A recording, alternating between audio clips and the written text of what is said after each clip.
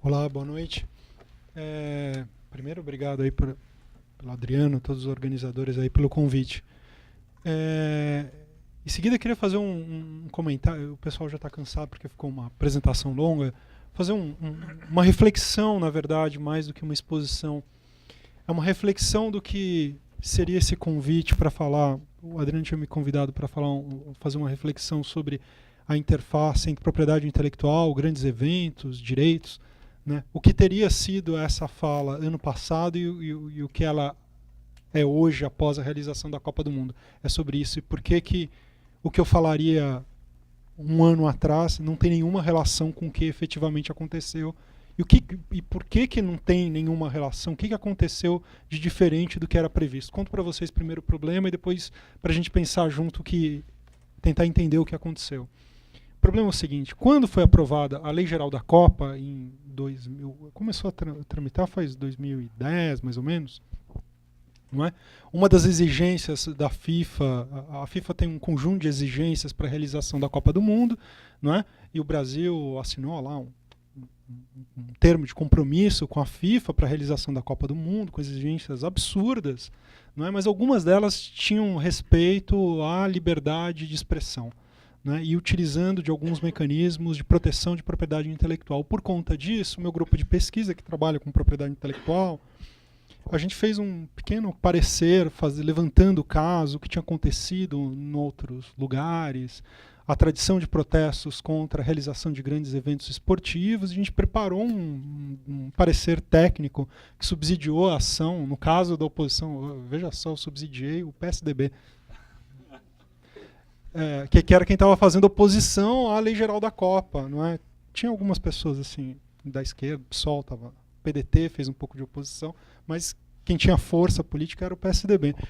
E a gente subsidiou essa ação para tentar minimizar. A gente tentou também com o PT, mas o governo não foi muito, não estava muito aberto, porque ele tinha assumido certos compromissos para a realização desse grande evento. E qual que era a nossa preocupação, então? Veja só, né? A nossa preocupação era basicamente 3 pontos na Lei Geral da Copa que a gente achava que eram muito perigosos. O primeiro ponto dizia respeito à autorização, à proteção de marca excessiva a todas as coisas relacionadas com a FIFA. Né? Tinha um conjunto de marcas da FIFA, Copa 2014, FIFA 2014, né? A que se dava uma proteção de marca excessiva, imediata, que furava a fila dos procedimentos do INPE para proteção de marca, e se dava um monte de direitos absolutamente perigosos. E a gente tinha medo de que isso seria usado para impedir discursos críticos contra a Copa, porque inclusive a gente tinha um precedente aqui no Rio de Janeiro, no Pan-Americano, não é? Onde a proteção da propriedade intelectual daquela figura do solzinho, que eu não me lembro como ele chamava, Cauã, não é, que era o símbolo da Copa, ele foi usado, a proteção, aquela marca foi usada para impedir críticas ao Pan-Americano. Né? Tem um caso famoso aí do Latuf, que fez um cartaz, né, um desenho no qual esse solzinho subia o morro, né, com o caveirão do BOP. E aí ele foi intimado pelo DRCI, que é justamente o que está aí perseguindo os manifestantes, né, o Departamento de Repressão aos Crimes de Informática da Polícia Civil do Rio de Janeiro. Justamente esse, lá atrás, no Pan-Americano, já tinha utilizado da proteção ao direito de marca para impedir a difusão, a veiculação de discurso crítico ao Pan-Americano. A gente temia que esse expediente fosse utilizado para impedir discurso crítico contra a FIFA, contra a Copa do Mundo. E lá, antes de junho de 2013, a gente já esperava que houvesse protesto contra a Copa, porque esses grandes eventos eles são, há muitos anos, desde os anos 80, acompanhados de muita resistência. Hoje a gente já sabe por quê, mas não se sabia com muita clareza lá em 2010, 2011. Então a gente se preocupava com a proteção de propriedade de marca, era uma das coisas. A gente se preocupava com aquela área de restrição de 2 quilômetros em torno dos estádios e outros eventos, locais especiais designados pela FIFA. Tinha uma zona de 2 quilômetros na qual você havia, de fato, a suspensão de certos direitos civis, em particular a liberdade de expressão, né, o artigo 28 da Lei Geral da Copa dizia que você não pode adentrar, você não pode veicular cantos que não sejam festivos ou que sejam ofensivos de uma maneira genérica. Você não pode portar cartazes que sejam ofensivos de uma maneira genérica dentro dos estádios e dentro dessa área de restrição. 2 quilômetros em torno dos estádios e outros lugares especiais designados pela FIFA. Que era flagrantemente inconstitucional essa suspensão do direito de expressão, da liberdade de expressão. E a gente se preocupava, então, com essas zonas, com a liberdade de expressão e com a proteção do direito de marca. E a gente achava que esses, digamos, esses seriam instrumentos jurídicos usados para impedir manifestações que se opusessem a tudo aquilo que acompanhava esses grandes eventos que a gente já tinha visto nas Olimpíadas de Sydney, a gente tinha visto na Copa do Mundo da África do Sul, enfim, tinha uma longa tradição de protestos contra a realização desses grandes eventos esportivos.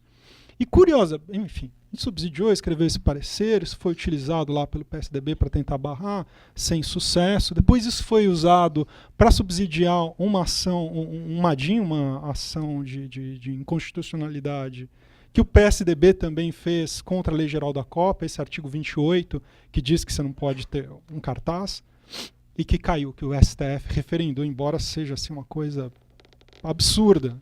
Né? No meio da Copa, ela foi votada e o STF reconheceu a constitucionalidade de você não poder ter um cartaz ofensivo dentro do estádio.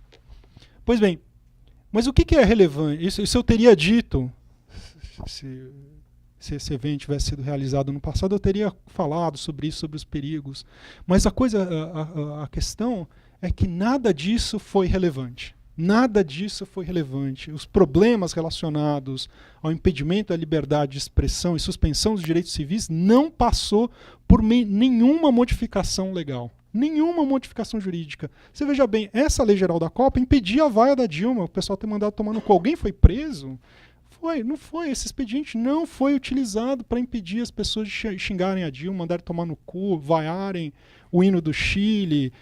A equipe argentina abriu uma faixa defendendo que as Malvinas são argentinas. Nada disso foi utilizado. Foi irrelevante. A preocupação, né, que passava pelo jurídico foi relevante. Em seguida, teve outras ondas de tentativa de regulação jurídica que pudessem impedir a liberdade de expressão. Houve a tentativa de se criar uma lei de regulamentação das manifestações, que tinha 3 pontos, que era, tentar me lembrar aqui, era a proibição de máscaras, né, que supostamente regulando a vedação ao anonimato que tem na nossa Constituição. A ideia é que você tem que fazer aviso prévio da manifestação, aí você tem que notificar uma autoridade, no caso era policial, né? E a terceira coisa era o aumento da penalidade por crime de dano para evitar o black bloc, para você conseguir penalizar mais o black bloc. Porque a reflexão não é o dano é um crime pequeno, logo o black bloc não é um fenômeno social relevante, o dano é eu preciso criminalizar o black bloc, logo eu vou transformar uma coisa que é irrisória, que é quebrar vidro, num grande crime contra o Brasil, para a gente poder jogar mais gente nas nossas cadeias, porque a 4ª população carcerária do mundo não é suficiente. A gente tem que ultrapassar os Estados Unidos, China e Rússia. Então houve esse esforço legislativo, que também não passou, não é? Assim como a lei antiterrorismo, que também não passou, houve várias dificuldades políticas para implementar essas mudanças jurídicas. Não obstante, a gente teve suspensão de direitos civis, flagrante suspensão de direitos civis durante a realização da Copa do Mundo. Nenhuma manifestação em nenhum lugar do território nacional, manifestação contra a Copa do Mundo, ela ou não pôde ser reunida, ou seja, as pessoas se reuniram e ela foi bombardeada, é o caso da manifestação organizada em São Paulo na abertura da Copa do Mundo, ou ela conseguiu efetivamente se reunir e ela foi cercada. Aconteceu aqui na final da Copa do Mundo aqui no Rio de Janeiro, aconteceu em Belo Horizonte, aconteceu no Ceará, ou prenderam todo mundo. No Ceará eles prenderam todo mundo, simplesmente cercaram e depois prenderam toda a manifestação. A flagrante, não houve nenhuma modificação legislativa, isso não estava previsto. A preocupação prévia era que a gente ia ter uma lei antiterrorismo, que a gente ia ter essas mudanças do INPE e impedir o discurso crítico, eles iam usar o aparato jurídico para fazer, não é, leis que cerceassem os direitos. E não houve mudança legislativa. O que houve de mudança legislativa não foi utilizado. E tudo que efetivamente cerceou os nossos direitos não passou por mudança legislativa. Por quê? Essa é a minha pergunta. Por que a fala que eu faria ano passado seria absolutamente sem cabimento? Agora, olhando retrospectivamente, porque depois do que efetivamente aconteceu. Uma das pistas, assim, esse é o problema que eu coloco aqui para a gente conversar. Uma das pistas que eu tenho para isso é que houve uma ação em concerto. A realização desse grande evento fez com que as instituições agissem em concerto com responsabilidade, termo que apareceu muitas vezes no debate público. Ou seja, independente deles terem base, você não pode cercar uma manifestação e impedir as pessoas de saírem. Não pode. Você não pode prender todo mundo legalmente. Você não pode impedir as pessoas de se reunirem. Antes delas chegarem na manifestação, antes delas se aglomerarem, você jogar bomba, e, no caso de São Paulo, 150 bombas para impedir as pessoas de se reunirem. Você não pode, mas aconteceu.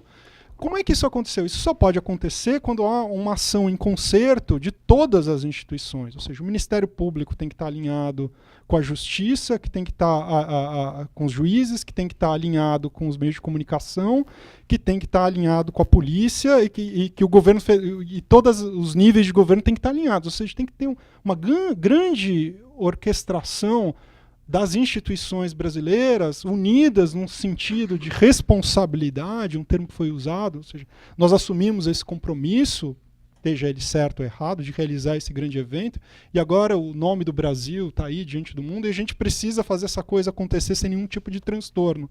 E aí a gente fecha os olhos, né, para todo tipo de arbitrariedade que é necessária para que esse evento ocorra sem transtornos, isso é, sem manifestações políticas que critiquem todos os excessos, os abusos e as arbitrariedades que são necessárias para que esse evento efetivamente seja realizado. Essa é a minha hipótese para entender o que aconteceu e por que ela não passou pelas questões jurídicas. Eu já estou acabando. Não, tem. Tem bastante tempo? Ah.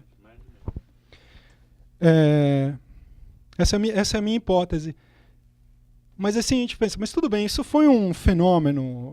Tudo bem que vocês aqui no Rio ainda vão ter uma Olimpíada daqui a 2 anos, mas é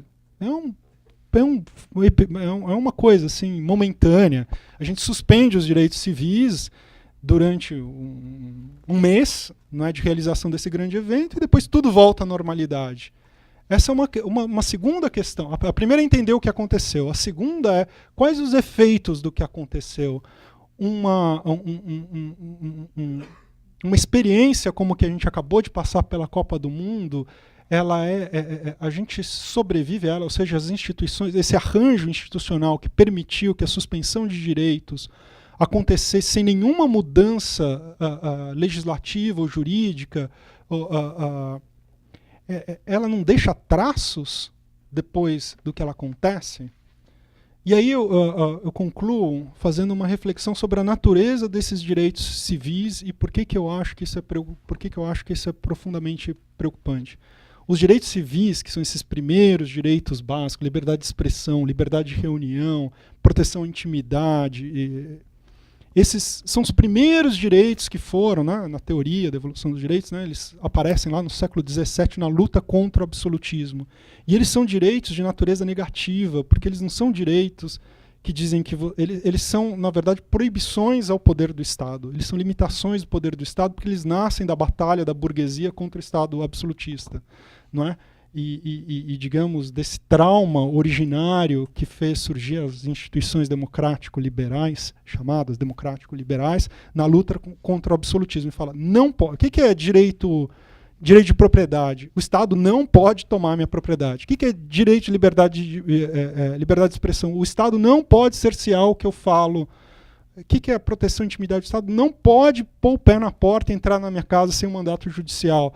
Liberdade de reunião. O Estado não pode frustrar uma reunião que eu convoque, desde que ela seja pacífica. E assim por diante. São um monte de direitos que nós temos que impedem o Estado de fazer alguma coisa.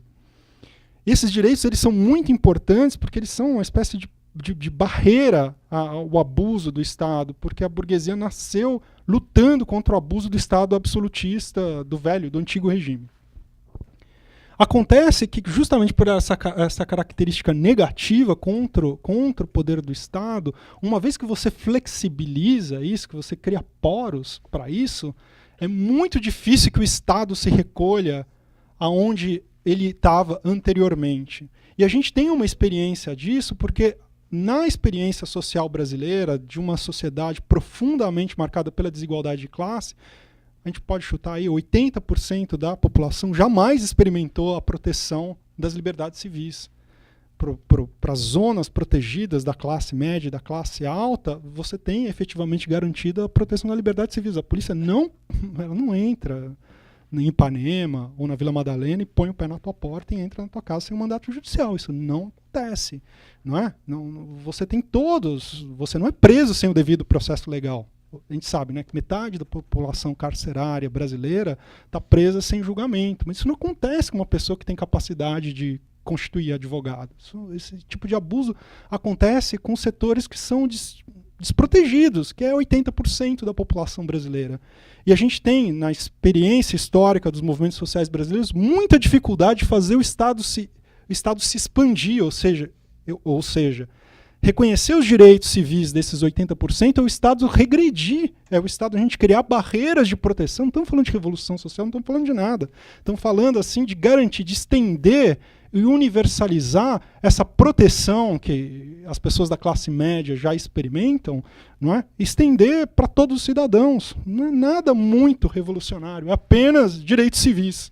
Apenas direitos civis que não são protegidos para a população. E a gente tem tido muita dificuldade quando a gente vê, desde o fim do regime militar, todos os esforços dos movimentos sociais de fazer a expansão desses direitos civis, ou seja, de fazer o Estado retroceder nos seus abusos, não é? Essa conquista tem sido muito difícil. E agora o que a gente viu foi uma inversão desse nosso processo de tentar estender os direitos civis. A gente viu dentro daquela ilha de proteção dos 20% que sempre tiveram, desde o fim do regime militar, a proteção dos seus direitos civis, lá houve uma fratura. Porque o Estado, lá onde ele respeitava os direitos civis, ele já não respeita mais.